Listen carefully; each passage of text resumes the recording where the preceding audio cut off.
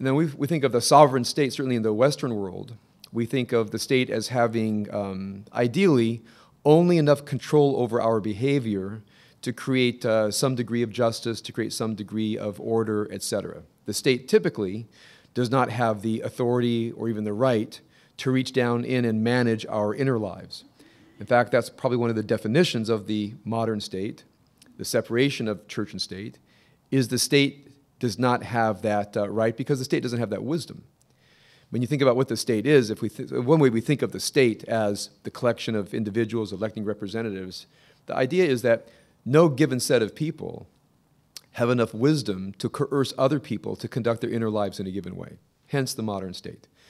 So the problem with this idea of the modern state, I think, in our culture is that people then have a sense of freedom to conduct their inner lives any way they want, and that no one has authority over the inner life.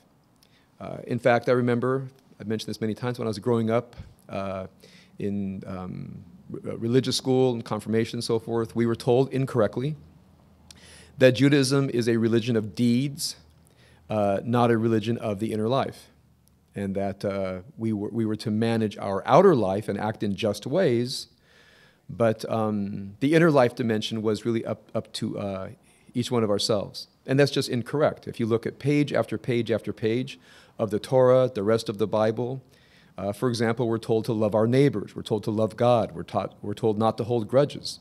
So clearly the divine has an interest in our inner lives. So therefore, when I take this idea of the sovereignty of the divine a little bit further, what it means to us is that the divine has some kind of sovereignty over our inner lives. Not just our outer lives, which means that we're not supposed only to act in moral ways. That seems obvious. But there's also a realm of the inner life over which the divine has authority. And I think it's obvious to us that if we really want to manage the outer life, the way we behave, the way we speak, etc., that we have to manage the inner life. So as I move to this idea of the sovereignty of the divine, which is the main theme of Rosh Hashanah, and I think one of the main themes of the entire High Holiday period, the so-called 10 days of penitence, from Rosh Hashanah until Yom Kippur, one of the great themes for me is the sovereignty of the divine over the inner life. And so the question becomes, if one takes this seriously, that part of what it means to be a spiritually complete human being is to know that there are standards by which we have to govern our inner lives. If one believes that to be true, then of course you have a set of questions. Well, what's the standard? And how can a person evaluate his or her own inner life?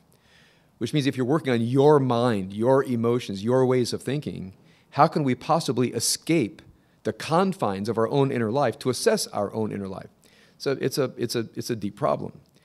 So let's just first accept the idea that the divine has sovereignty over the inner life, that there are better and worse ways to conduct our inner lives, and we are spiritually and morally obligated to assess our lives within and to adjust our inner lives to fit according to some divine standard. We'll take that as a starting place.